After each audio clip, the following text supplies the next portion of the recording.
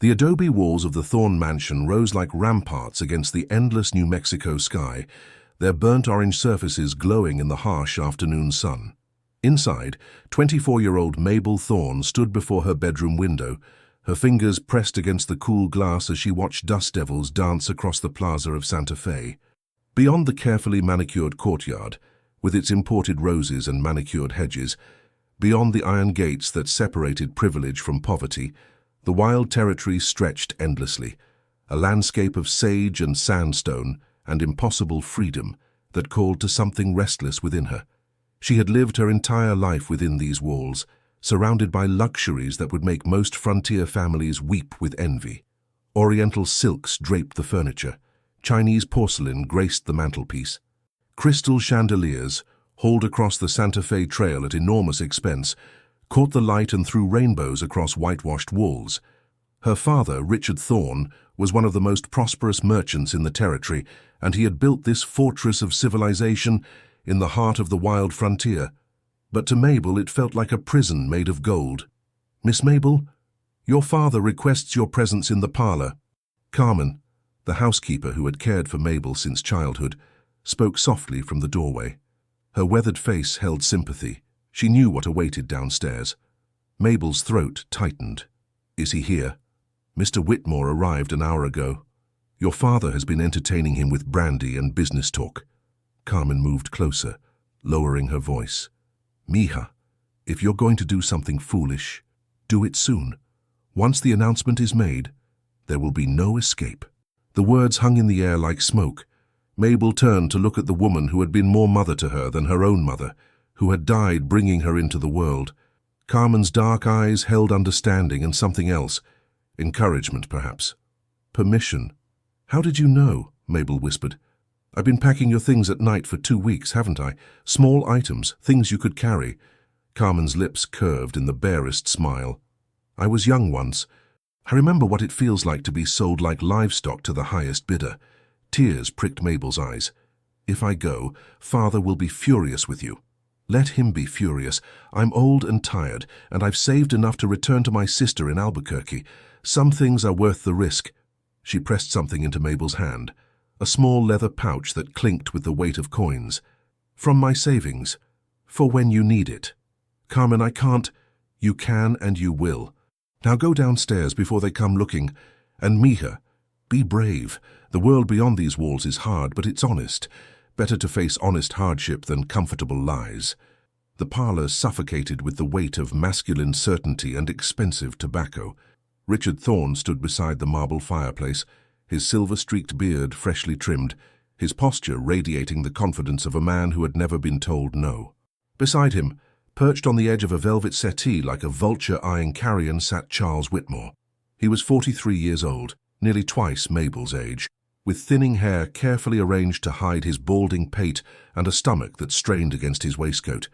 His eyes, small and colorless as river stones, tracked Mabel's entrance with the same calculating expression he probably used when evaluating merchandise. "Mabel, darling." Her father's voice was warm honey over steel. "Mr. Whitmore has traveled all the way from St. Louis to speak with you. Please sit."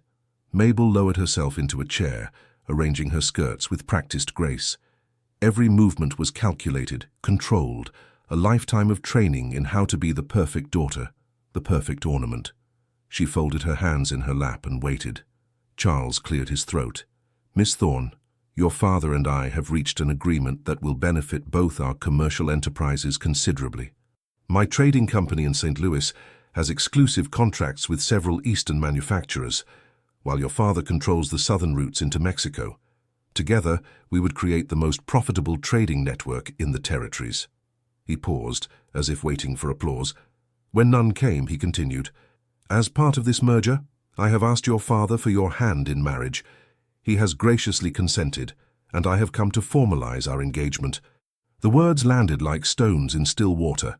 Our engagement, as if she had already agreed, as if her consent was merely a formality, a polite fiction to be observed before the real business was concluded. Mabel looked at her father. "And do I have a say in this matter?" Richard's smile tightened almost imperceptibly. "Mabel, Mr. Whitmore is a respected businessman. This union would secure both families' positions and ensure your future comfort. What could there possibly be to object to? Everything, she wanted to scream. The fact that Charles looked at her like an asset to be acquired. The fact that he hadn't asked a single question about her interests, her thoughts, her dreams. The fact that her entire future was being decided in a conversation about shipping routes and profit margins. But the words wouldn't come. They tangled in her throat, choked by years of conditioning, by the weight of expectation, by the knowledge that good daughters didn't cause scenes or make demands. Her voice emerged barely above a whisper. May I have time to consider? Charles's expression flickered with annoyance before settling back into practiced charm. Of course, my dear. Though I'm not sure what there is to consider, I can offer you a fine home in St. Louis, entry into the best society, every luxury a woman could desire. I'm sure you can. Mabel's hands clenched in her lap, nails digging into her palms. Nevertheless, I would like time to think. Her father's jaw tightened. Mabel— 1 week, she interrupted, surprising herself with her own boldness. Surely you can grant me 1 week to contemplate such an important decision. The two men exchanged glances, a conversation conducted in looks and subtle gestures. Finally, Richard nodded. Very well, 1 week. But Mabel, I expect you to approach this decision with the seriousness it deserves. This is an exceptional opportunity. I understand perfectly, Father. She understood all right. She understood that she was being sold, bartered, traded like a bolt of Chinese silk or a crate of Kentucky bourbon. She understood that her father saw her not as a person, but as a final business asset, to be leveraged for maximum advantage. Most importantly, she understood that she had 1 week to escape. That night Mabel lay awake long after the household had settled into sleep. The moon cast silver shadows across her room, illuminating the small trunk she had hidden beneath her bed. Carmen had helped her pack it over the past weeks, practical clothing, sturdy boots, essential supplies. Nothing fancy, nothing that would mark her as Richard Thorne's daughter. Just the basics a woman would need to survive on the frontier. She had money too. Not just Carmen's gift, but her own savings accumulated over years. Birthday gifts from relatives, small allowances her father had given her for frivolous purchases, the proceeds from embroidery she had sold anonymously through Carmen's connections. Individually, the amounts had seemed insignificant. Together, they represented possibility. But possibility required action, and action required a plan. She had heard the whispers in the market, the conversations between merchants and wagon masters. A new wagon train was forming, families seeking homesteads in the outer territories, away from the increasingly crowded settlements around Santa Fe. They would depart in 3 days, heading east into the wild lands where the Apache still hunted, and the army's reach was tenuous at best. It was dangerous. It was reckless. It was possibly the most foolish thing she could do. It was also her only chance. The next morning, Mabel pleaded a headache and remained in her room. Carmen brought her breakfast on a tray, along with whispered intelligence gathered from the market. The wagon train leaves at dawn, day after tomorrow, Carmen murmured as she poured tea. They're gathering at the old stockade outside town. The wagon master is a man named Jacob Morrison, fair but stern. He won't ask too many questions if you have coin and can pull your weight. How do I approach him? Tonight, after dark. I've arranged for my nephew to guide you. He'll take you through the back streets where your father's associates won't see. Carmen's hands trembled slightly as she set down the teapot. Are you certain, Mika? Once you do this, there's no going back. Mabel thought about Charles Whitmore's cold eyes appraising her. She thought about a lifetime of managed appearances and strategic social calls. She thought about growing old in a comfortable cage, never knowing what might have been. I'm certain. The hours crawled by with agonizing slowness. Mabel spent the day pretending to rest, pretending to consider her decision, while her heart hammered a rhythm of anticipation and terror. At dinner, she forced herself to eat, to make conversation, to play the role of dutiful daughter one final time. Her father spoke of the wedding he was planning. A spring ceremony would be lovely. Perhaps we could host it here, invite all the prominent families. It would be an excellent opportunity to showcase our alliance with the Whitmore interests. Mabel nodded, murmured agreement, pushed food around her plate. Across the table, her father smiled, satisfied that she was coming around to his way of thinking. He had no idea that his daughter was already gone, that the young woman sitting before him was just a ghost waiting to disappear. After dinner, Mabel retired to her room early. She changed into the simple traveling dress Carmen had procured, nothing like the fine gowns in her wardrobe, but sturdy and practical. She pinned her hair in a simple bun, donned a plain shawl. When she looked in the mirror, she barely recognized herself. Good. That was the point. At midnight, Carmen's nephew, a quiet young man named Miguel, appeared at her window. Together, they lowered her trunk to the ground. Then Mabel climbed out into the cool night air. Her hands shook as she took her first steps away from the only home she had ever known. They moved through Santa Fe's back streets like shadows, avoiding the main plaza where her father's business associates gathered to smoke and discuss commerce. The town slept around them, unaware that Mabel Thorne was walking out of her old life and into an uncertain future. The stockade loomed against the starlit sky, a rough wooden fortress on the edge of civilization. Wagons clustered within its walls, families making final preparations for departure. Mabel could see children sleeping in wagon beds, women packing supplies, men checking harnesses and wheel rims by lamplight. Miguel led her to a weathered man who stood apart from the others, studying a map by the light of a small fire. "Mr. Morrison, I bring someone who wishes to join your train." Jacob Morrison looked up, his face deeply lined by years of sun and wind. His eyes, sharp as a hawk's, assessed Mabel in one comprehensive glance. "A woman alone? Where's your husband, your father?" The lie came easier than Mabel had expected. "Dead, sir. Both lost to fever last winter. I'm traveling to Lincoln County to join my aunt's family." She met his gaze steadily, willing him to believe her. Morrison studied her for a long moment. In that silence, Mabel's future hung suspended. Accept or reject, freedom or capture. Finally, he nodded slowly. "I won't ask questions if you can pay your share and follow the rules. $40 for passage, another 10 for a place in the supply wagon since you've got no team of your own. Can you do woman's work? Cooking, mending, helping with the children?" "Yes, sir." "Can you shoot?" Mabel hesitated. Her father had taught her to shoot clay targets, thinking it an amusing parlor trick.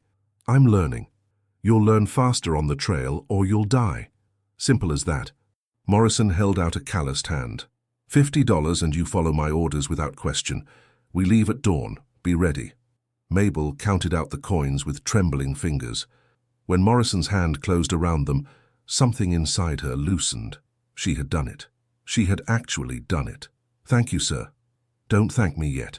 Wait till you see what you've gotten yourself into." But Morrison's stern expression softened slightly. "Are you running from something, girl?" "Towards something," Mabel corrected softly. "I'm running towards something." Morrison grunted. "Better reason than most. Get some sleep. Dawn comes early, and the trail doesn't care about your tender sensibilities."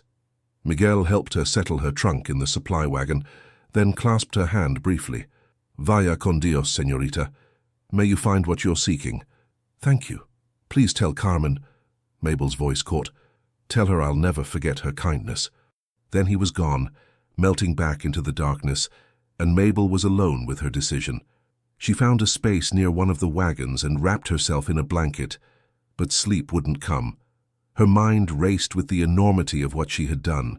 By morning, her father would discover her absence. He would be furious. He might send men to find her.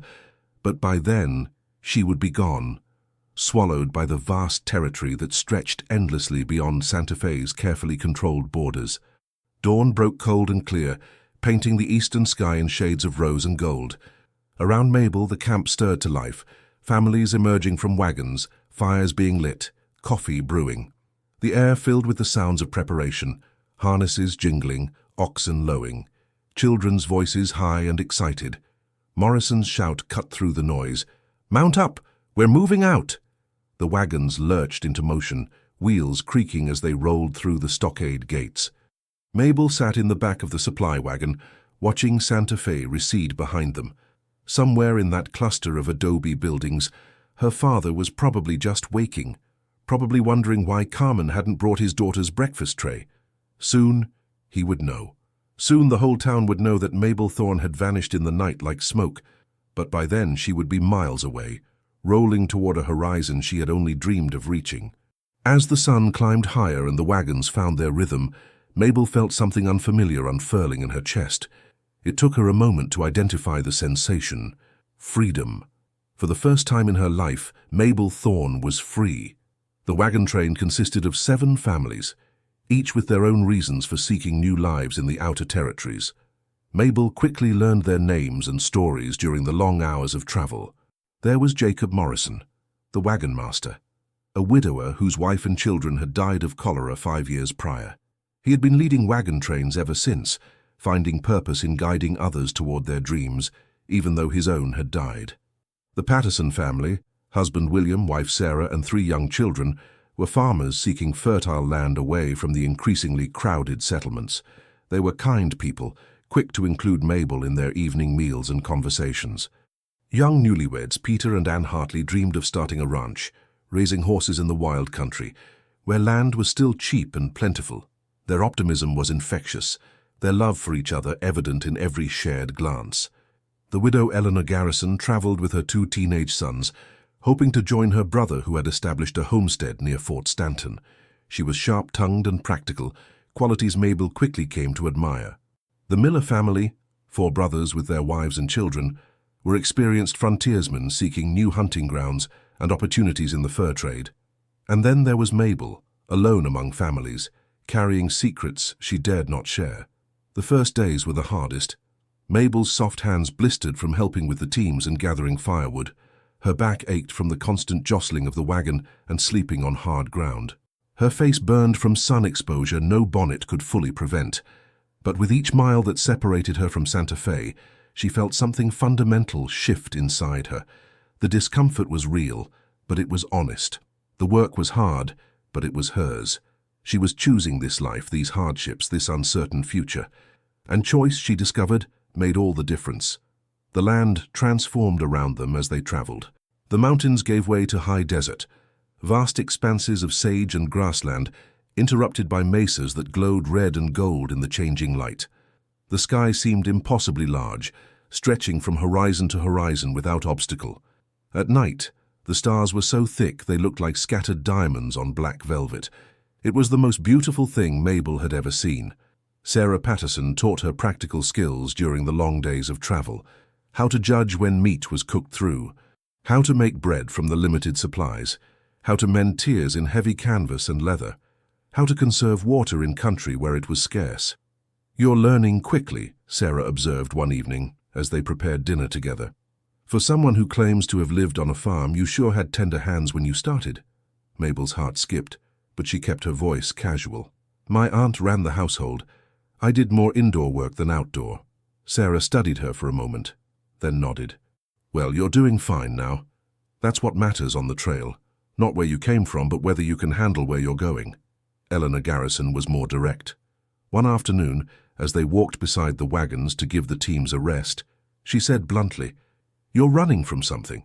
I've seen enough runaways in my time to recognize the signs." Mabel's step faltered. "I don't know what you mean." "Course you don't." Eleanor's expression was knowing, but not unkind. "I won't pry.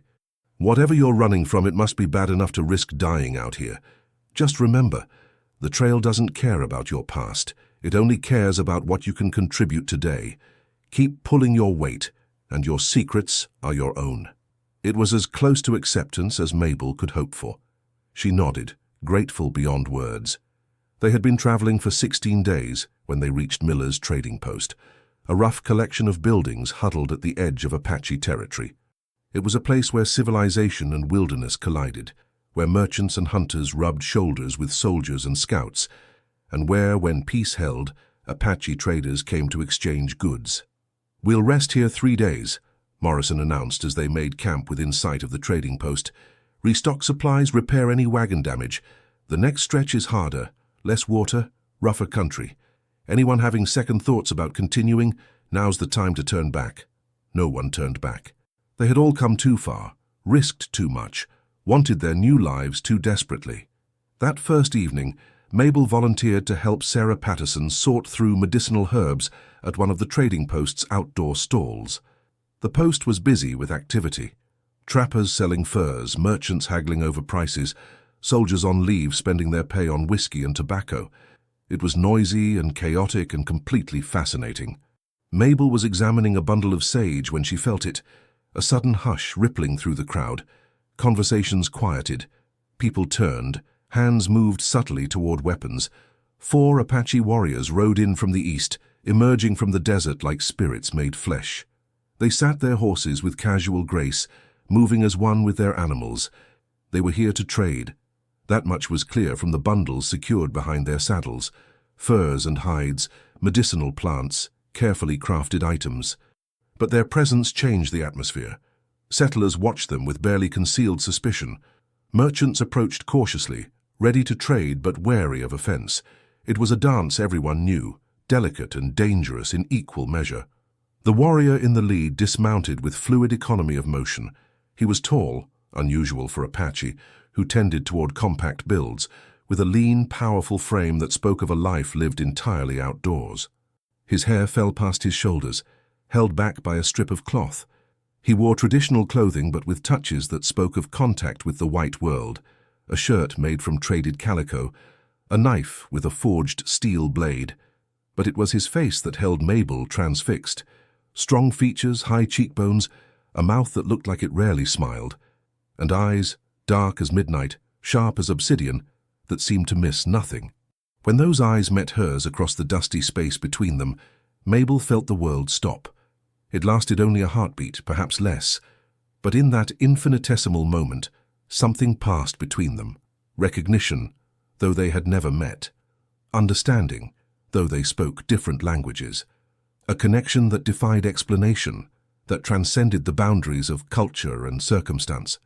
She saw him truly, not as the settlers saw him, as a threat or a curiosity, but as a man with intelligence burning in his eyes, with pride in the set of his shoulders, with a fierce independence in every line of his body.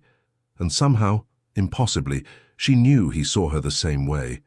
Not as a white woman, not as a settler, but as a person, someone real, someone who understood what it meant to want freedom more than safety. Then he turned away, breaking the connection, and Mabel could breathe again. "Who is he?" she whispered to Sarah, who had frozen beside her. "That's Kantai." Sarah's voice was hushed, awed. "They say he's one of the most skilled warriors in the territory. They say he's never been captured, never been defeated. The soldiers have tried, lost good men trying. The traders respect him because he keeps his word, but everyone fears him too. He answers to no one, follows no rules but his own." Mabel watched as Kantai moved among the traders, his 3 companions flanking him. He negotiated with calm authority, accepting fair deals and walking away from poor ones without apparent concern. There was dignity in his bearing, a self-possession that commanded respect even from those who hated his people. She should have been afraid. Everything she had heard about the Apache, the raids, the violence, the fierce resistance to settlement, should have made her frightened of this man. Instead, she felt drawn to him like iron to a lodestone. Over the next 2 days, Kantai returned to the trading post. Each time Mabel found excuses to be nearby. She told herself it was curiosity, nothing more. She told herself she was simply interested in learning about the Apache, in understanding the people whose land they were crossing. But the truth was simpler and more complicated. She couldn't stop looking at him. On the 3rd evening, their last night at the trading post before the wagon train continued its journey, Mabel went to draw water from the well at the edge of the settlement. The sun was beginning its descent, painting the western sky in shades of copper and crimson. The air was cooling rapidly, as it always did in the high desert, and she wrapped her shawl more tightly around her shoulders. She was alone, or thought she was. The families were back at camp, preparing evening meals and settling children for the night. The trading post was quiet, winding down for the day. She didn't hear him approach. His movements were too quiet for that, but she felt his presence like a change in the air, like the pressure drop before a storm. When she turned, Kantai stood 10 feet away, watching her with those dark, penetrating eyes.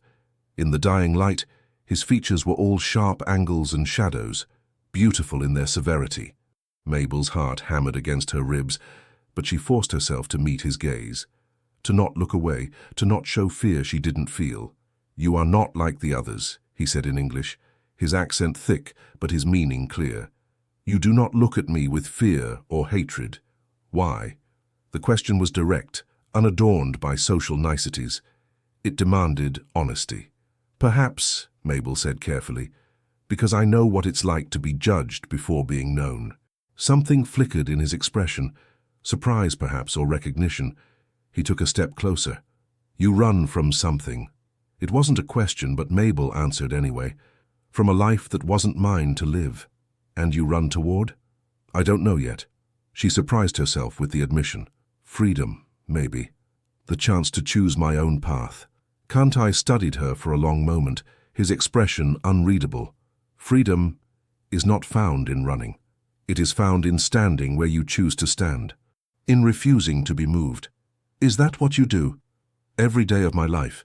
His lips curved slightly, not quite a smile, but close. My people call me stubborn, difficult.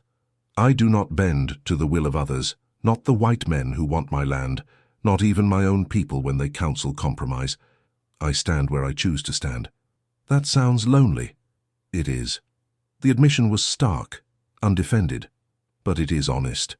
Better to be alone and true than surrounded by people while living a lie. Mabel's throat tightened. He understood. Somehow this Apache warrior understood exactly what she had run from, what she sought. I should go, she said, though she made no move to leave. My people will wonder where I am. They are not your people. Kantai's observation was gentle but absolute. You travel with them, but you do not belong to them any more than you belong to whoever you ran from. Then where do I belong? That, Kantai said softly, is what you must discover. They stood in the gathering darkness, separated by 10 feet and 1,000 unbridgeable differences. Culture, language, experience. And yet, Mabel felt closer to this stranger than she had to anyone in Santa Fe's carefully controlled society. When Kantai finally turned to leave, he paused and looked back. The path your wagon train follows is dangerous. There are men, white men, Mexican men, men of my own people, who would harm those who travel it. Be careful. Be watchful. Are you warning me? I am telling you to survive. His eyes held hers. I would be displeased if you did not. Then he was gone, melting into the twilight like smoke, and Mabel was left standing by the well with her heart racing and her mind whirling. That night she lay awake in her bedroll staring at the stars. Tomorrow the wagon train would leave, traveling deeper into the territory. She should be thinking about the journey ahead, about building a new life wherever they finally settled. Instead, all she could think about was the way Kantai had looked at her, as if she was something rare and precious, as if she mattered, as if he saw the person she truly was, beneath all the layers of propriety and pretense she had worn for so long. Around her, the camp settled into sleep, familiar sounds of families together, children murmuring in their dreams, adults talking quietly. It was comfortable, safe, ordinary. But Mabel found herself longing for something else entirely, something wild and dangerous and impossible, something she couldn't name but recognized nonetheless in the dark eyes of an Apache warrior who had looked at her and seen not a white woman or a settler or a merchant's daughter but simply her. Sleep, when it finally came, was troubled by dreams of vast distances and impossible choices.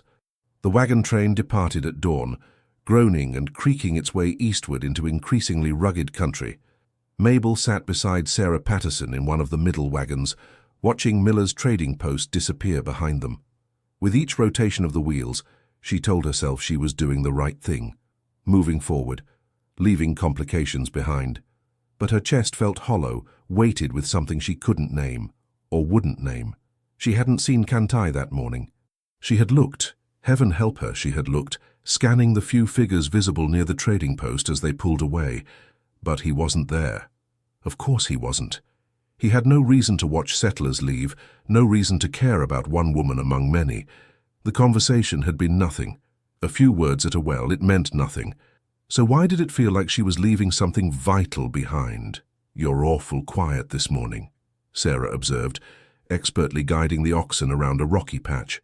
Feeling poorly? Just tired, Mabel lied. Didn't sleep well. None of us did. Something about that place, all those eyes watching, all that tension. I'll sleep better when we're deeper into empty country. Sarah paused, then added carefully, "Did something happen? I saw you talking to that Apache yesterday evening." Mabel's heart skipped. "He was just warning me about the dangers of the trail." "Was he now?" Sarah's tone was carefully neutral. "And did his warning seem friendly or threatening?" "Friendly, I think, or at least not threatening." Mabel tried to sound casual. "He spoke good English. They say Kantai spent time with some missionaries when he was young. Learned the language before he rejected everything else they tried to teach him." Sarah shook her head. "Can't blame him, I suppose. We take their land and then wonder why they fight back." It was the most sympathetic statement Mabel had heard any settler make about the Apache. It gave her courage to ask, "Do you think they're as dangerous as people say?" "Some are, some aren't. Same as white folks, I reckon." Sarah glanced at Mabel.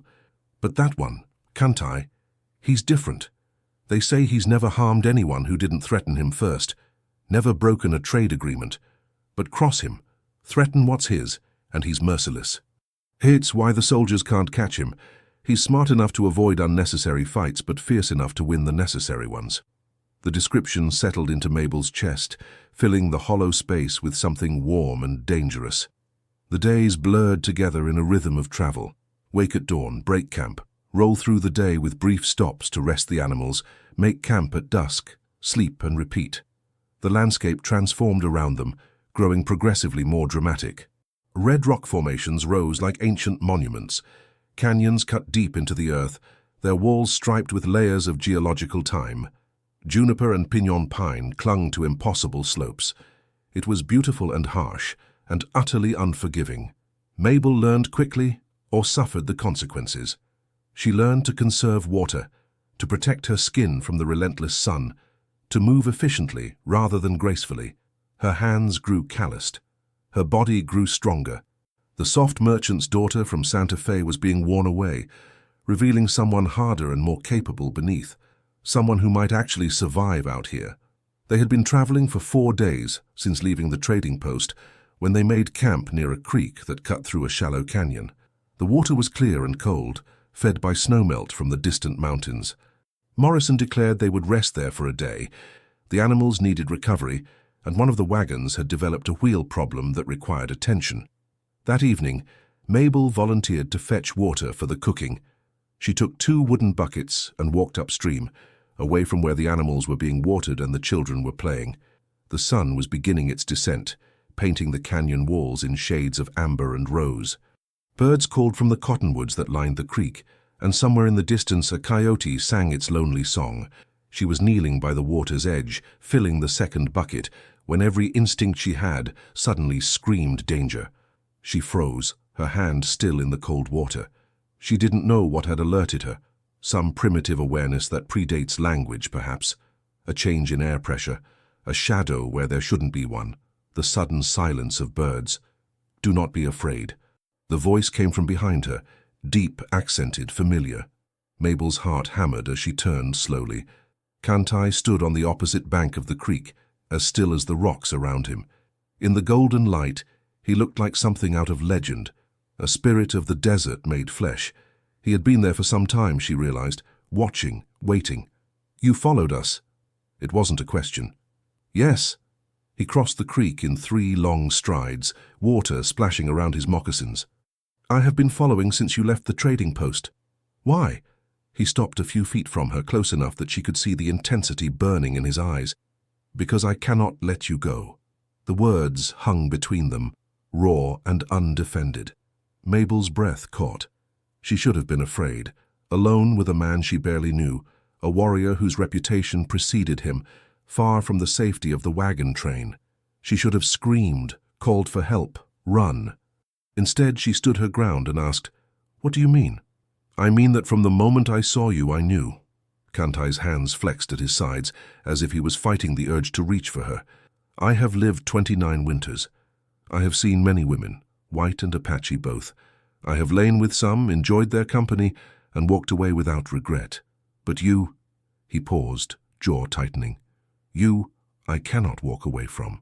Mabel's mouth went dry. "You don't know me. I know enough." He moved closer, his movements deliberate, giving her time to retreat if she chose. She didn't. "I know you have courage, to leave what you knew for what you hoped to find.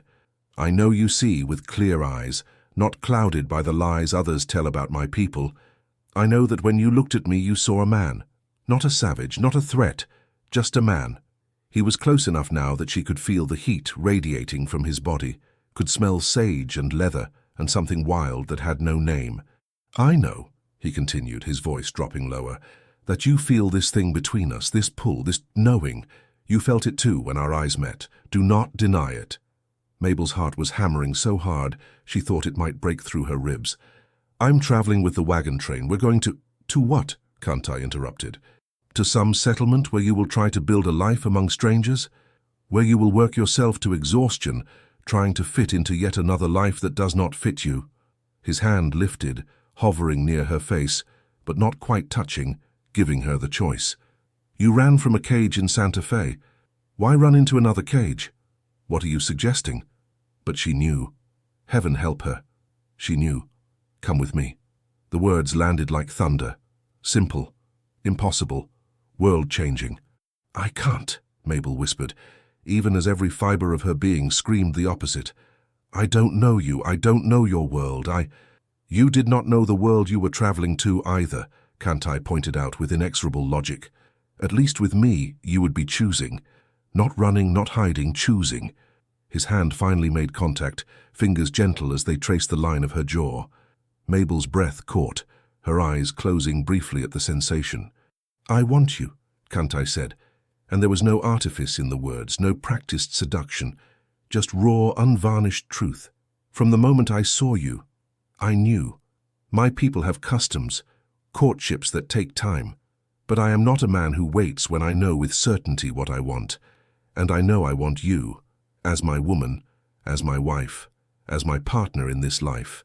This is madness, Mabel breathed, but she didn't pull away from his touch. Yes, a ghost of a smile touched his lips, the best kind. He leaned closer, his forehead almost touching hers. I felt it when our eyes met. I felt that you wanted me as I want you. I see the battle in your eyes, the fear fighting with desire, propriety fighting with truth. But your body does not lie, Mabel. Your heart does not lie. He knew her name. Somehow he had learned her name. And he was right. Heaven help her. He was right. Every moment since that first glance had been torture, wanting something she thought she couldn't have, shouldn't have, fighting against a pull as undeniable as gravity, as inevitable as sunrise. Tell me, Kantai murmured, his breath warm against her skin. His other hand came up to cradle her face, tilting it up toward his. Tell me I am wrong. Tell me you do not feel this thing between us, and I will leave. I will let you go with your wagon train and you will never see me again. I will accept your rejection and live with it. His thumbs stroked her cheekbones, the gesture so tender it made her throat ache. But if I am right, if you feel even a portion of what I feel, then come with me. Choose this, choose us.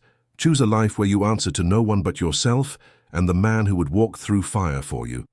Mabel opened her mouth to say no, to be sensible, to be practical, to be the well-bred woman her father had raised, who understood that attraction wasn't enough, that passion faded, that rational choices led to stable lives. But the lie wouldn't come. Standing here in the fading light, with this warrior's hands gentle on her face and his eyes burning with fierce certainty, all her careful rationalizations crumbled to dust. You're not wrong, she whispered. The words had barely left her lips when Kantai's control shattered. His arms came around her, pulling her against him with a possessiveness that should have frightened her, but instead made her feel claimed in a way she never had before. Safe and desired and chosen all at once. His hand cradled the back of her head, tilting her face up to his. You are mine, he said, and it wasn't a question or a request. It was a statement of fact, as certain as the stones beneath their feet, as undeniable as the sky above. And I am yours. From this moment forward there is no other path for either of us. Then he kissed her. It was nothing like the chaste peck Charles Whitmore had stolen at their engagement. This was fire and hunger and claiming. It was possession and surrender and promise all at once. Kantai kissed her like he was starving, and she was sustenance, like he was drowning, and she was air. Mabel's hands fisted in his shirt, pulling him closer, answering his passion with her own. She had never been kissed like this, never known that a kiss could unmake and remake a person simultaneously. She had never known her body could respond like this. Every nerve alive, every sense heightened, every doubt burned away in the heat of this impossible connection. When they finally broke apart, both breathing hard, Kantai pressed his forehead to hers. "Come with me," he said again, his voice rough. "Be my wife. Live as my people live. Free, under the sky. Answerable to no one but ourselves and the land." Reality crashed back. "They'll come looking for me. The wagon train will report you missing, perhaps taken. By the time anyone investigates, we will be far from here. My people know places where no one can follow, places the white man cannot find." His hands framed her face. "I will keep you safe. I swear it on my life. Your people." Fear crept in around the edges of desire. "Will they accept me?" "My sister will. She is married to one of our warriors. She will teach you our ways, will be your friend." Kantai's expression softened. "And my mother, Guyan, she is fierce, yes, she will test you, but she will also see what I see, that you are strong, that you belong. I don't speak your language. I don't know how to survive in the wilderness. I can barely start a fire without—" "You will learn," Kantai interrupted with absolute confidence. "I will teach you, we will teach you. You learn to leave your father's house and join this wagon train. You learn to work and travel and survive. You will learn this too because you choose to learn it." Mabel pulled back just enough to look into his eyes. "Why? Why me? You could have any Apache woman, women who already know your ways, who—" "Because you are not afraid of choosing your own path, even when the path is dangerous," Kantai said fiercely. "Because you look at me and see who I am, not what others think I should be. Because when I saw you, my heart, which has been wild and unclaimed all my life, suddenly knew where it belonged." He kissed her again, softer this time, sweeter. When he pulled back, his eyes held both passion and something deeper, something that looked like reverence. "I am not a man who speaks false words. Among my people, I am known for my honesty even when truth is harsh. So believe me when I say, you are the only woman I have ever wanted to keep. You are the only future I can see." It was insane. It was reckless. It was everything she had run from Santa Fe to find. "Yes," Mabel heard herself say. "Yes." The smile that broke across Kantai's face transformed him, from fierce warrior to something younger, lighter, almost joyful. He kissed her again, then took her hand, threading his fingers through hers. "We must move quickly, before your absence raises alarm. Take only what you can carry easily. Everything else you will not need." They moved through the gathering darkness with purpose. Kantai's horse, a beautiful paint mare, waited in a grove of cottonwoods near the creek. While Mabel retrieved her small trunk from the supply wagon, moving as quietly as possible while the families prepared their evening meals, Kantai secured supplies and prepared for their departure. Mabel left a note in her bedroll, written quickly with trembling hands. "I have found my path. Thank you for your kindness on the journey. Please do not search for me." It wasn't much, but it was all she could offer. An explanation that explained nothing, a farewell that couldn't capture what she felt. When she returned to where Kantai waited, he secured her trunk behind the saddle with swift efficiency, then lifted her onto the horse with easy strength. He swung up behind her, his arms coming around to hold the reins, caging her in warmth and security and the wild scent of sage and leather. "Are you afraid?" he asked as they began to move, walking the horse quietly away from the camp. "Terrified," Mabel admitted. Her hands gripped his forearms where they crossed in front of her. "And absolutely certain this is what I want." She felt his smile against her hair. "Good. Fear means you understand the weight of what you choose. Certainty means you understand why you choose it. Both are necessary for this life." They rode through the night, heading northeast into country that grew progressively more rugged. Kantai moved with the confidence of someone who knew every rock and hollow, every safe path and hidden danger. When Mabel grew tired from the constant alertness, he held her more securely, letting her lean back against his chest. "Sleep if you need," he murmured against her ear. "I will keep you safe, always." And despite everything, the insanity of what she had done, the uncertainty of what lay ahead, the fact that she barely knew this man who now held her life in his hands, Mabel closed her eyes and slept. She slept and dreamed of freedom. When dawn broke, painting the desert in shades of pink and gold, they stopped to rest near a spring hidden among red rocks. Kantai helped Mabel down from the horse, his hands lingering at her waist, as if he couldn't quite believe she was real. "Welcome to your new life," he said softly, his dark eyes searching her face. "Welcome home." Mabel looked around at the wild beauty of the landscape, the towering rocks, the sparse vegetation clinging to life, the vast sky arching overhead. She looked at the man who had claimed her heart with such fierce certainty, who had given her a choice when everyone else in her life had demanded obedience.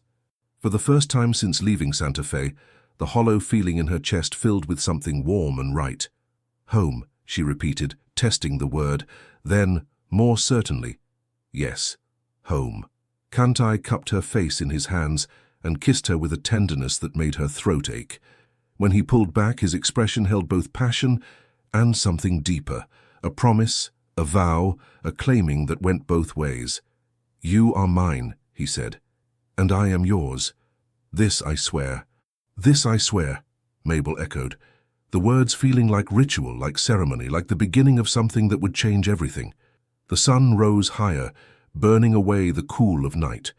Around them, the desert awakened, birds calling, insects humming, the wind sighing through stone. It was harsh and beautiful, and utterly unforgiving. It was perfect. The Apache camp was hidden in a valley that seemed to exist outside of time and geography. Protected on three sides by steep canyon walls, striped with layers of red and ochre stone, and on the fourth by a narrow passage that could be easily defended, it was a place the white man's maps didn't show and couldn't find. Wickiups, dome-shaped dwellings made of branches and hides, dotted the valley floor in what appeared to be random arrangement, but was actually carefully planned for defense and community. Smoke from cooking fires rose lazily into the morning air. Children played near the creek, while women worked on various tasks, their movements efficient and purposeful. Men sat in groups, repairing weapons and tools, some speaking in quiet conversation. As Kantai and Mabel rode into camp, activity stopped. Conversations died mid-sentence. Children froze in their games, faces turned toward them, some curious, some wary, some openly hostile. Mabel's heart hammered as she felt the weight of dozens of eyes assessing her, judging her. She was acutely aware of her pale skin, her foreign features, her complete inability to understand the rapid Apache being spoken around them. An older woman emerged from one of the larger wickiups, her weathered face sharp with intelligence and undisguised authority. She wore traditional dress but with the bearing of someone accustomed to being obeyed, her eyes, dark and penetrating, fixed on Mabel, with an expression that made her want to shrink back against Kantai's chest. The woman spoke rapidly in Apache, her tone demanding answers. Kantai replied in the same language, his voice respectful but firm. The exchange went back and forth several times, growing heated. Finally, Kantai switched to English, translating for Mabel. "This is Guyon, mother of my clan. She asks why I bring a white woman to our camp. I told her you are my wife, that I have claimed you, and you have accepted, that you left your people by choice to come with me." Guyon's eyes narrowed. She spoke again, shorter this time but somehow more cutting. "She says you must prove you are worthy," Kantai translated, his jaw tight, "that pretty faces and soft hands are useless here, that if you wish to stay, you must show you can survive, can contribute, can be more than a burden." Before Mabel could respond, though what she would have said she had no idea, a younger woman pushed through the gathering crowd. She was beautiful, with long dark hair braided down her back and eyes that sparkled with barely contained excitement. She wore a mixture of traditional and traded clothing, and when she spoke to Kantai, her tone was teasing, affectionate. Then she turned to Mabel and spoke in clear, accented English. "I am Dakea, Kantai's sister. Welcome to our home. My impossible brother has never brought anyone to camp before. You must be very special, or very crazy. Perhaps both." Her smile was warm, genuine, and Mabel felt some of the tension in her chest ease. "Thank you. I'm Mabel." "Mabel." Dakea tested the name, then nodded. "I like it. Come, you must be exhausted. You need food, water, rest. and someone to explain what you've gotten yourself into before Guyan decides to test you immediately. She linked her arm through Mabel's with easy familiarity, leading her toward one of the wiki-ups while speaking rapid Apache to the gathered people. Mabel caught Kantai's eye over her shoulder. He nodded once, trust her, and turned to continue his conversation with Guyan. Darkea's wiki-up was warm and surprisingly spacious, with well-organized supplies and comfortable sleeping pallets. She pressed a bowl of water into Mabel's hands and watched her drink before speaking. So, you left everything to come here. That is either very brave or very foolish. Darkea tilted her head. Which is it? I don't know yet, Mabel admitted. Ask me again in a month. Darkea laughed, a sound like bells. I like you, you are honest, that is good. Guyan respects honesty above all things. She will test you, yes. She tests everyone, but if you meet her challenges with courage and truth, she will accept you. Eventually. And if I don't? Then life will be very difficult. Darkea's expression grew serious. I will not lie to you, Mabel. You have chosen a hard path. Our ways are not your ways. The work is constant, the life is harsh, and you will be judged by higher standards because you are white. Some will never accept you, others will watch, waiting for you to fail. That's reassuring, Mabel said dryly. But, Darkea continued, her smile returning, you have Kantai, and now you have me, and my husband Nosh, who is kind, even if he pretends otherwise. We will help you learn. We will stand with you. And if you prove yourself, when you prove yourself, the others will come around. Most of them anyway. Over the following days and weeks, Mabel discovered that proving herself was not a single test, but a continuous process. Every task was evaluated, every mistake noted, every success measured against higher standards than those applied to Apache women who had been raised to this life. Darkea became her constant teacher and first true friend. She taught Mabel how to identify edible plants from poisonous ones, how to preserve meat by drying and smoking, how to tan hides, brutal, exhausting work that left Mabel's shoulders screaming and her hands raw.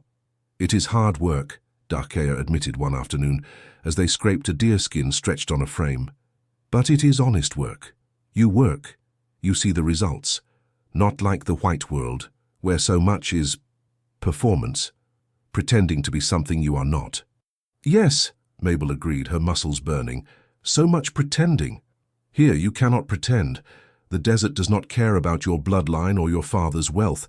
It cares only if you are strong enough to survive, if you are clever enough to adapt, if you are brave enough to stand when others would fall. Darkea paused in her work, studying Mabel.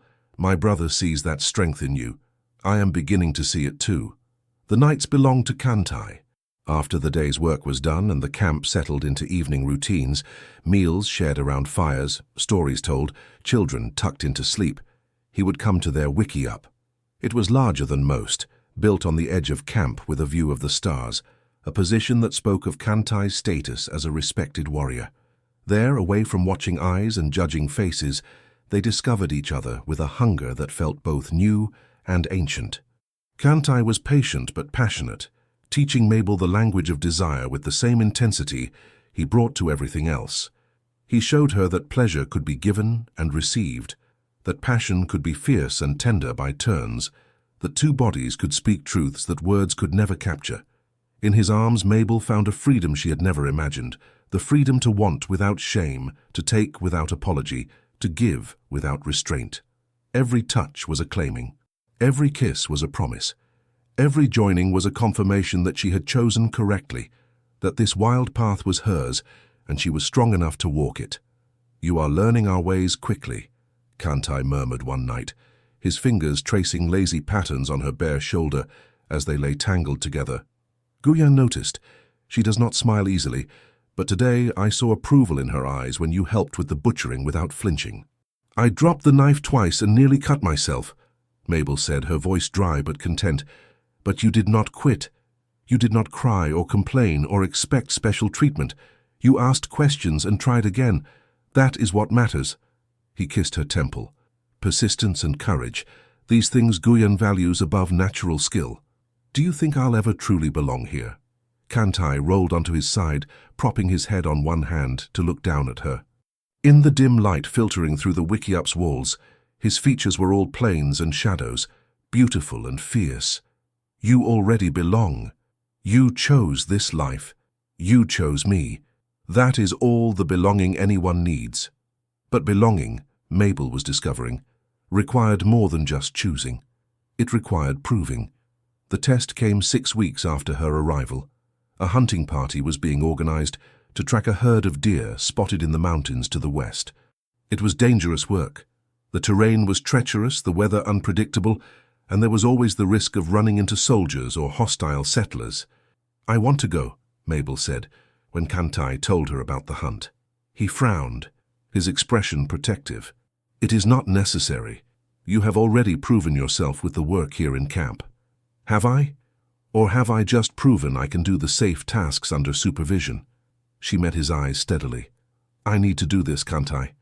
I need to show myself as much as anyone else, that I'm not just a white woman playing at being Apache, that I can truly survive in this world."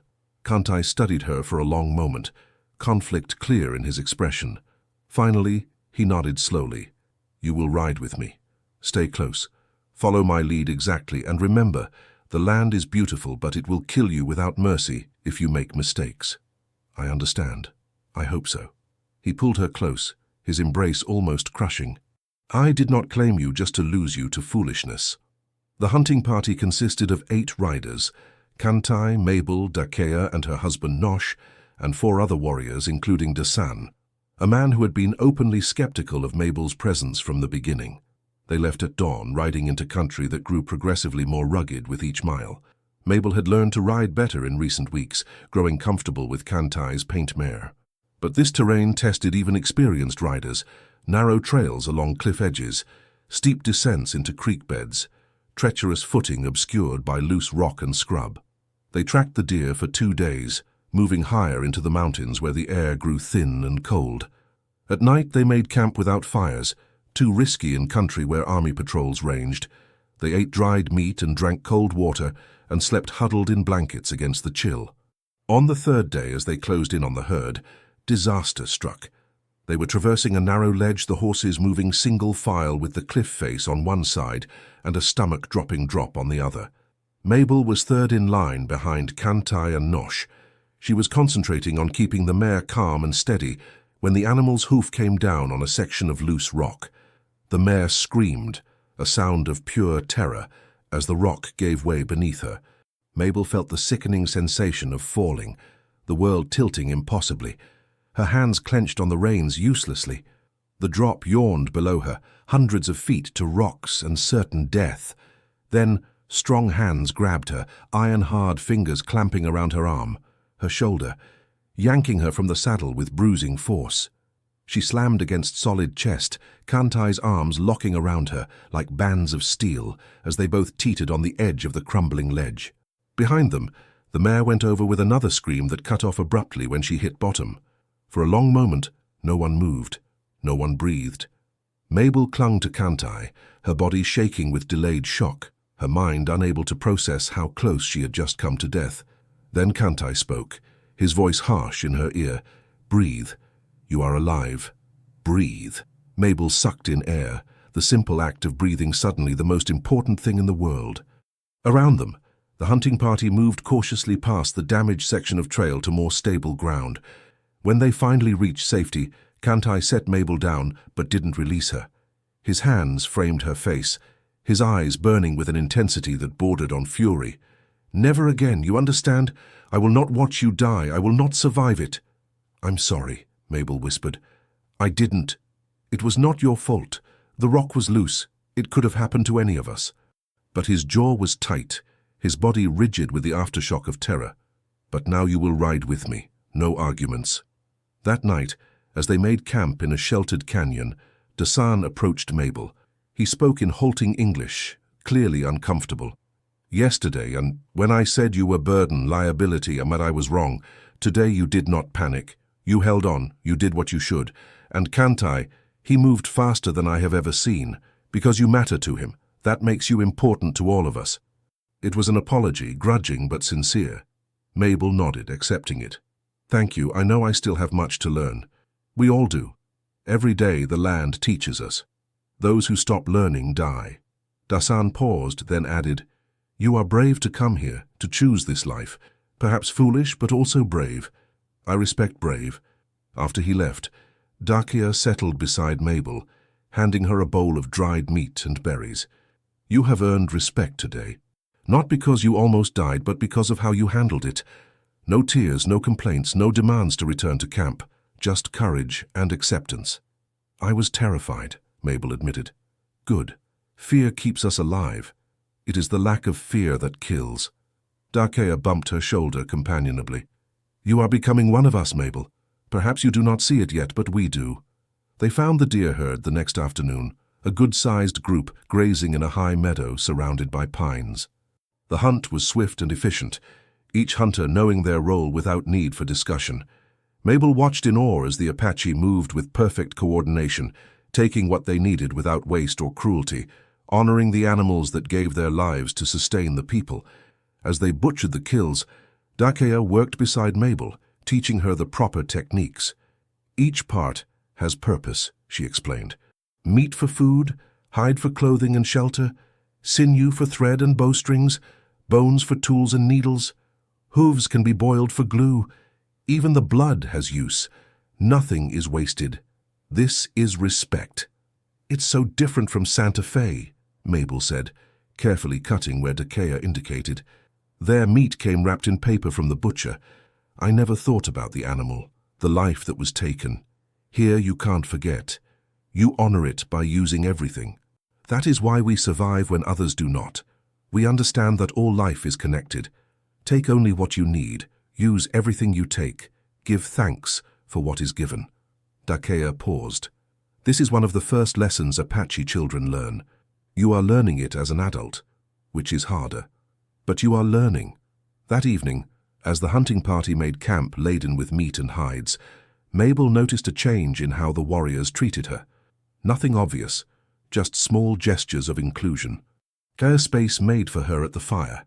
A water skin passed to her first, Nosh demonstrating how to properly secure a load on a horse, taking time to ensure she understood. The acknowledgement that she had earned her place on this hunt, had faced danger and not faltered, had proven she was more than a soft white woman playing at Apache life. When they returned to camp 3 days later, Guyen was waiting. She observed how the hunting party treated Mabel, noted the way even Dasan showed her respect. That night, the clan mother came to Kantai's wickiup, a visit that was both honor and statement. She spoke in Apache, her voice formal and ceremonial. Kantai translated, his own voice thick with emotion. "She says you have proven yourself worthy, that you have the heart of a warrior even if you were not born to this life. She welcomes you as true daughter of the people, not as Kantai's white woman, but as Mabel who chose strength over comfort, truth over lies, freedom over safety." Tears pricked Mabel's eyes. It was more than acceptance. It was belonging, real belonging, earned through trial and courage, given freely by a people who valued truth above all things. "Thank her," Mabel said, her voice rough.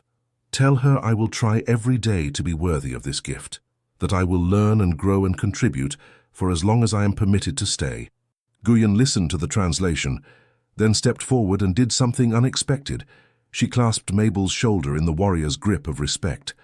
When she left, the weight of her approval went with her, spreading through the camp like ripples on water.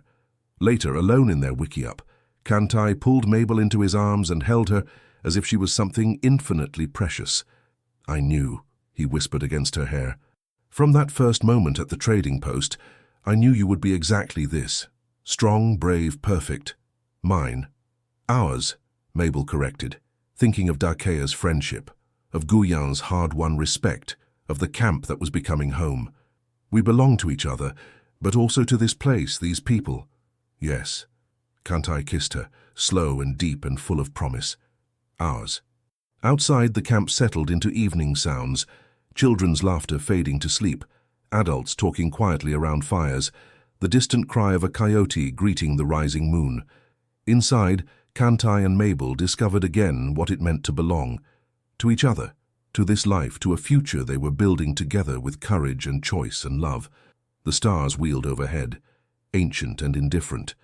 The desert wind sang its lonely song. And in a hidden valley where two worlds met, a woman who had run from everything she knew found everything she had been seeking. 3 months after Mabel's arrival at the Apache camp, autumn painted the high desert in shades of gold and crimson. The air grew crisp at night, carrying hints of the harsh winter to come. It was a season of preparation, gathering food, curing hides, repairing shelters against the cold months ahead. It was also the season when Mabel's past caught up with her. The first warning came from scouts who ranged far from the valley, keeping watch for threats. They reported increased soldier activity in the region, patrols ranging farther than usual, asking questions at trading posts and settlements. Then came more specific intelligence.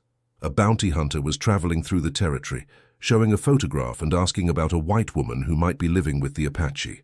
The photograph, the scouts said, showed a young woman in fine clothes, her hair elaborately styled, her expression carefully composed. It showed Mabel as she had been in Santa Fe, the merchant's daughter, the gilded captive, the woman who no longer existed. "Your father is searching," Kantai said grimly after a council meeting with the clan leaders. His expression was dark, with barely contained rage. "He has hired men to find you, offered money for information. The bounty hunters show your picture at every trading post, every settlement, every place where white and Apache worlds meet." Mabel's blood ran cold. She had known this might happen, had hoped the vast wilderness would swallow her trail completely. But Richard Thorne was a determined man, accustomed to controlling everything in his sphere. His daughter's defection was a wound to his pride, a challenge to his authority. Of course he would search. Of course he would spend whatever necessary to reclaim his property. "What do we do?" She kept her voice steady through force of will. Kantai called a council, Guyan, the senior warriors, Dakea, and her husband Nosh. The discussion was entirely in Apache, but Dakea quietly translated the key points for Mabel. Some argued for moving camp immediately, heading deeper into the mountains where no white man could follow, where the trails were known only to the people. Others pointed out that running would only buy time, not safety. Eventually, one of the elders, a man named Kochise who had seen 70 winters, suggested a different approach. "They want proof the woman exists, or proof she is dead," Dakea translated his words. "We could provide proof of death, false proof. Let them think she was killed so they stop searching." It was risky. If discovered, the deception could bring reprisals against the entire band. But if successful, it would end Richard Thorne's search permanently. After much debate with Guyan's support, they agreed to try. The plan required careful execution. They chose a location 3 days' ride from camp, close enough to where Mabel had been traveling with the wagon train that the story would be believable, remote enough that no one would investigate too thoroughly. Kantai, Mabel, Dakea, Nosh, and 2 other warriors made the journey. They brought with them Mabel's old dress, the elegant thing she had worn from Santa Fe, carefully preserved. Now they tore it to shreds, scattered the pieces among rocks and thorny shrubs. They mixed deer blood with dirt, creating stains that would suggest violence. Kantai fired his rifle into a tree at close range, leaving powder burns and splintered wood. They left other signs too: disturbed earth, broken branches, the evidence of struggle that trained eyes would recognize. "This feels like I'm dying," Mabel said, watching them stage the scene. "Like I'm burying who I was." Kantai paused in his work to pull her close. "You are not dying. Mabel Thorne, the woman trapped in that old life, she is dying. But you, the woman who chose freedom, who earned her place among us, who has become my heart, you are more alive than ever." They left the evidence where it would eventually be found, then returned to camp. All they could do was wait. Word came 5 weeks later, through the informal network of traders and scouts who moved between worlds. The bounty hunters had found the evidence. They had examined the scene, found blood and torn clothing and signs of violence. They had reported back to Richard Thorne that his daughter had been killed by hostile Indians, attacked while traveling, her body likely carried off by animals. There was talk of reprisals, of sending soldiers to punish the Apache. But cooler heads prevailed, pointing out the impossibility of determining which band might be responsible, the futility of punishing random natives for crimes that might have been committed by others, the likelihood of escalating violence that would hurt everyone. Eventually, the search ended. Mabel Thorne was declared dead, mourned by a father who would never know his daughter had chosen freedom over duty, passion over propriety, authentic life over comfortable imprisonment. "It is finished," Kantai said when the final news arrived. His arms came around Mabel from behind, pulling her back against his chest. "You are free, truly free. No one hunts you now. No one can take you from this life you have chosen." Mabel leaned into his warmth, feeling something loosen in her chest, a tension she hadn't realized she was carrying. "He thinks I'm dead. The woman he knew is dead. She died the moment you chose to leave. What remains is the woman you chose to become." Kantai turned her to face him, his hands gentle on her shoulders. "Does it hurt to know he grieves a daughter who chose to disappear rather than be what he wanted?" Mabel considered the question honestly. "Yes, but not as much as I thought it would. I grieve too, for the father I wished I had, the one who would have loved me for myself rather than for what I represented to him. But I don't regret my choice. Not for a moment." "Good." Kantai kissed her forehead. "Because I am a selfish man, and I could not bear to lose you to regret." That winter was harsh, snow falling heavy in the mountains, temperatures dropping to dangerous lows. The Apache moved to winter camps in lower valleys, places that offered more shelter and easier access to water. Life became focused on survival, maintaining fires, rationing food, protecting the vulnerable. It was during this winter, huddled against the cold, that Mabel realized her body was changing. The signs were subtle at first: a missed monthly bleeding, morning sickness that she attributed to something she ate, a sensitivity in her breasts. But as weeks passed and the symptoms persisted, understanding dawned. She was pregnant. The realization filled her with a complicated mixture of emotions: joy and terror, excitement and worry. A baby would tie her even more completely to this life, would make her vulnerable in new ways. But it would also be living proof that she belonged here, that her choice had been right. Dakea noticed before Mabel said anything. One morning, watching Mabel fight nausea, she said matter-of-factly, "You carry a child." Mabel's hand went instinctively to her still flat belly. Yes, I think so." Dakea's face split in a wide grin. "This is good. A baby is always a blessing. Kantai will be insufferably proud. He will hover and worry and drive you mad with his protectiveness." She was right. When Mabel told him that night, Kantai's face transformed with wonder and fierce joy. He pulled her into his arms with a gentleness that belied his warrior's strength, holding her as if she was made of spun glass. "A child," he murmured, one hand splaying across her stomach. "Our child, a life we created together, born of the love between us." "Are you happy?" Mabel asked, suddenly uncertain. "It will be difficult. A child in winter with supplies limited." "Happy?" Kantai laughed, the sound rich and warm. "I am beyond happiness. You have given me everything: your trust, your courage, your heart, your body. Now you give me this too: a future, a family, a reason beyond myself to be strong." His hand remained on her stomach, protective and possessive. "We will welcome this child in spring, when the world is new again. It is fitting. You brought spring to my heart, and now you bring new life to our family." The pregnancy progressed through the bitter winter months. Mabel continued working as much as her changing body allowed, determined not to be seen as fragile or useless. The Apache women supported her with a practicality that was both comforting and humbling, offering advice, sharing remedies for nausea and back pain, teaching her what to expect. Guyan visited regularly, bringing special foods and herbs. Through Dakea's translation, she said, "Strong mother makes strong baby. You must eat well, rest when your body demands rest, and prepare your mind for the battle of bringing new life into the world." "Battle?" Mabel had asked nervously. Guyan's weathered face had creased in something approaching a smile. "All birth is battle. The woman battles pain to bring forth life. The baby battles to enter the world. Both must be strong. You are strong enough. I have seen it." As Mabel's belly swelled with life, Kantai became increasingly protective. He hovered constantly, worried when she lifted anything heavier than a water bucket, insisted she stay close to camp when the men went hunting, checked on her multiple times throughout the day. "I'm pregnant, not broken," Mabel protested one afternoon after he had again tried to prevent her from carrying firewood. "I know," Kantai's hand cupped her face, his thumb stroking her cheek. "But you carry what is most precious to me. My heart beats in your chest. My future grows in your belly. Let me protect you both, it is all I can do." How could she argue with that? So she submitted to his hovering, touched by the fierce tenderness in his every action. Spring came late that year, the mountains reluctant to release their grip of ice and snow.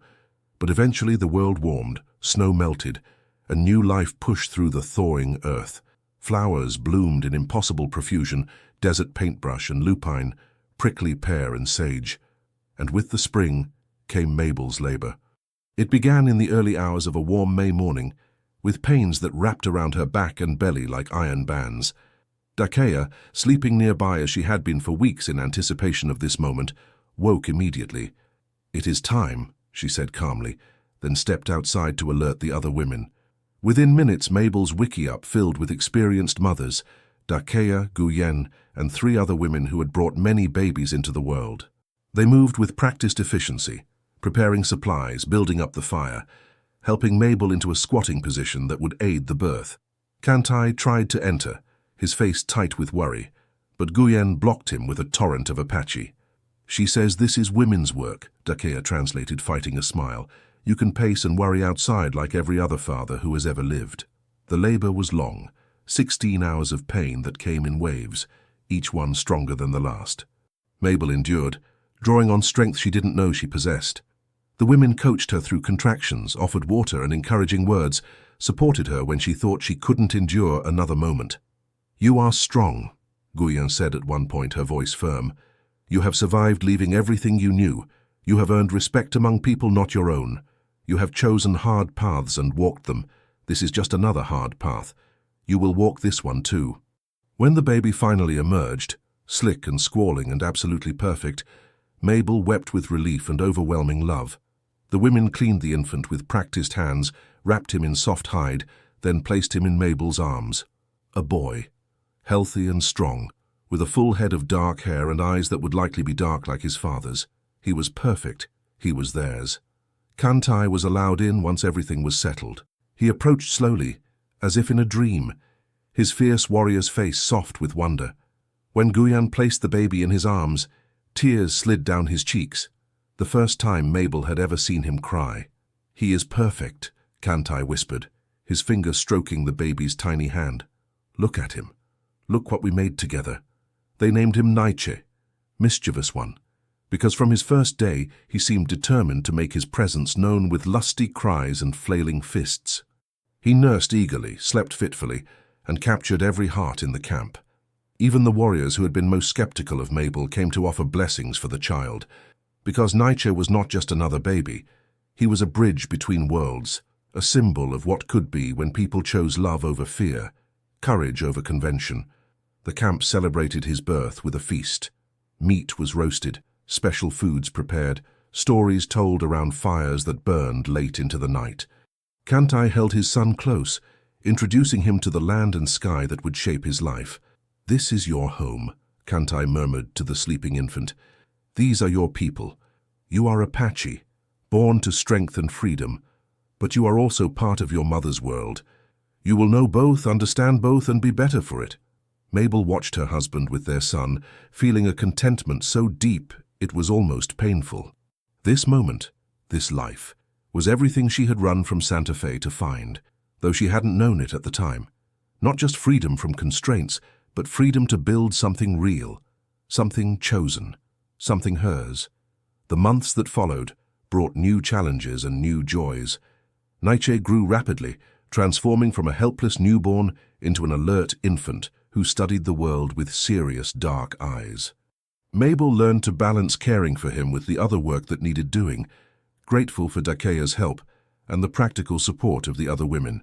Kantai was a devoted father, often seen carrying his son in a cradleboard, talking to him in Apache about the desert, the mountains, the ways of their people. He taught Naiche things no infant could possibly understand yet: how to read the land, how to track game, how to live with honor. "You must know both worlds," Kantai said one evening, as they watched the sunset together, Naiche sleeping peacefully between them. "Your mother's world and mine. You must understand where you come from, all of where you come from. so you can choose who you wish to become.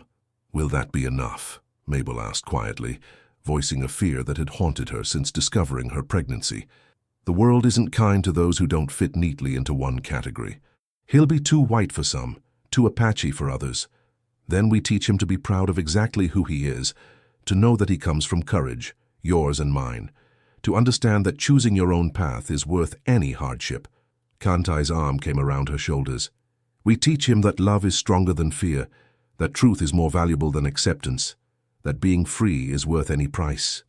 Mabel leaned into her husband's warmth, watching their son sleep.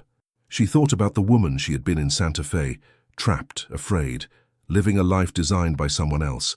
She thought about the terrifying leap of faith she had taken, following a warrior into the wilderness. She thought about everything she had gained: strength, purpose, belonging, love, family. I would do it all again, she said softly. Every frightening, difficult, uncertain moment, every challenge and trial, because it led me here, to you, to this. Kantai kissed her temple, his lips lingering. As would I. From that first moment I saw you at the trading post, I knew my life was about to change. I did not know how much, did not know you would bring such completeness, such joy. But I knew you were mine. I knew I had to claim you or spend my life wondering what might have been. Ours, Mabel corrected with a smile, the old joke between them. Ours, Kantai agreed, his voice warm with affection and promise. As darkness fell and stars emerged in the vast New Mexico sky, the small family sat together, a white woman who had chosen freedom, an Apache warrior who had claimed his heart's desire, and the child who represented the future they were building together. In the distance, a coyote sang its lonely song, but here in this moment none of them were lonely. They were exactly where they belonged, together, under the infinite sky, living the life they had chosen against all odds and expectations. They were home. 5 years later. The territory changed around them as years passed. More settlers arrived, pushing deeper into Apache lands. More soldiers patrolled, trying to enforce reservation boundaries that made no sense to people who had lived free for generations. The tension between worlds grew, violence flaring and fading like summer storms. But in their hidden valley, Kantai and Mabel built a life that transcended those tensions. Nietzsche grew into a bright, energetic boy who could speak both English and Apache fluently, who could track game with his father and identify healing plants with his mother. He rode almost before he could walk, his small body fearless on horseback. He was loved by the entire camp, doted on by Guyen, taught warrior games by Dasan, spoiled by his aunt Dakea. He was also curious beyond measure, constantly asking questions about both worlds he straddled. "Why do white people live in boxes?" he asked one day. "Why do they stay in one place always?" "Because they believe land can be owned," Mabel explained, helping him practice English. "They think putting fences around Earth makes it theirs. That is silly. How can you own Earth? Earth owns itself." Nietzsche's certainty was absolute, and Mabel smiled at the perfect Apache logic in his response. But she also understood that her son would grow up navigating between worlds in ways neither she nor Kantai fully could. He would need to understand both, to move between them with grace and wisdom. It was a heavy burden for a child who was still learning to tie his own moccasins. Mabel had become so fully integrated into Apache life that occasional traders who visited the camp no longer immediately recognized her as white. Her skin was deeply tanned, her hands calloused and strong. She wore traditional clothing, spoke Apache with only a slight accent, moved through camp with the confidence of someone who belonged completely.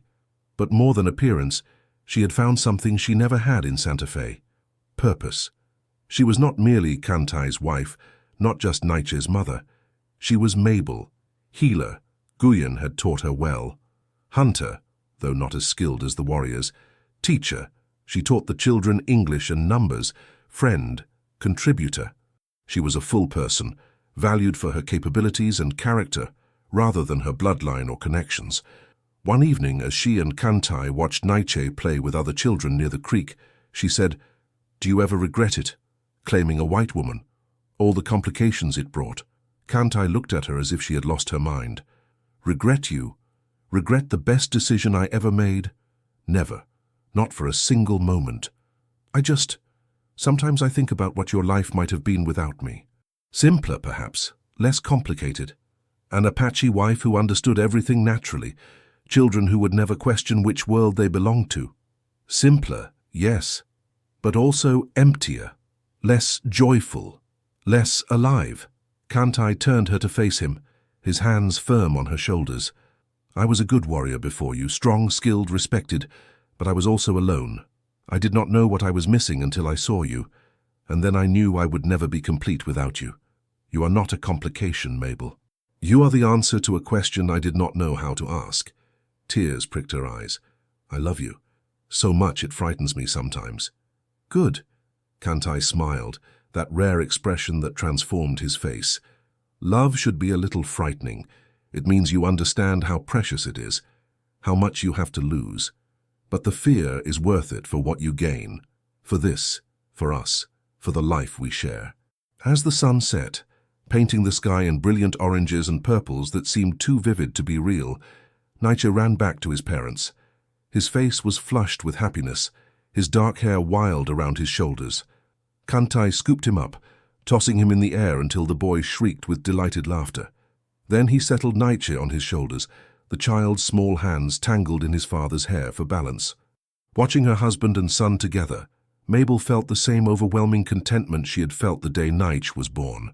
This was what she had run from Santa Fe to find, though she hadn't known it existed. Not just freedom from the constraints of her old life, but freedom to build something new and real and entirely her own.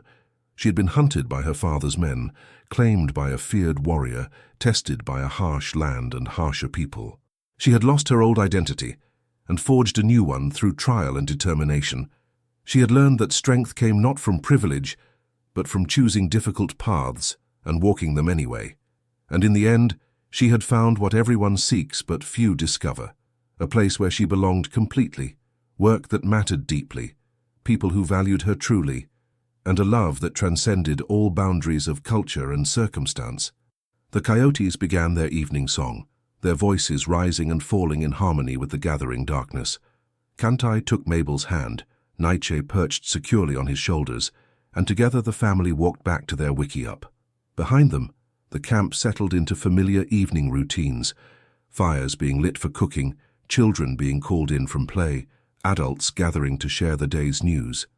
It was ordinary and beautiful, dangerous and precious all at once. It was home. And as stars emerged in the darkening sky, Mabel knew with absolute certainty that she would not trade this life for any gilded cage, any comfortable prison, any safe but empty existence back in the world she had fled. She had run from the world that hunted her and found something far better, a world she had chosen, a love she had claimed, a family she had built, and a freedom that was authentically, completely, triumphantly her own. She had become prey to the territory's most feared Apache, and in his claiming she had found herself. The end. Dear listener, tonight I want to tell you something nobody talks about enough. Falling in love with your own life is the most rebellious thing you can do after 60. The world whispers that your story is written, that the best chapters are behind you. But Mabel teaches us something radical. She didn't find freedom in her youth. She found it the moment she stopped asking permission to want more. Here's what I know about you. You've spent decades taking care of everyone else. You've made sacrifices so quietly that nobody even noticed they were sacrifices. You've swallowed words, postponed dreams, and convinced yourself that someday would come. What if someday is tonight? Not someday when you're thinner, richer, or braver. Not someday when the circumstances are perfect. Tonight, exactly as you are, with your beautiful wrinkles that map every smile and every worry, with your hands that have built entire worlds for others. Kantai didn't fall in love with Mabel despite her imperfections. He loved her because she finally had the audacity to choose herself. And that audacity, it made her irresistible, it made her free. You don't need to run away to the desert. But maybe, just maybe, you can start saying yes to the small things that make your soul whisper, finally. Thank you. Close your eyes now. Feel how much life still hums in your chest. You are not finished. You are not forgotten. You are not too late. You are exactly on time for the story only you can write. Sleep wrapped in this truth. Your heart still knows how to be wild. With all our gratitude, the Wild West Whispers team. Thank you for staying with us until the end of this incredible journey. If Mabel and Kantai's story touched your heart, we invite you to subscribe to our channel. Leave a comment, give it a thumbs up, and share it with someone who still believes in the power of love and freedom. Your support, truly, from the bottom of our hearts, keeps us motivated to bring you more stories filled with deep emotion, redemption, and unforgettable turning points. At the end of this video, another story from our channel will appear. Click on it and get ready to be surprised by more emotional tales like this one. Thank you for being here, the Wild West Whispers team.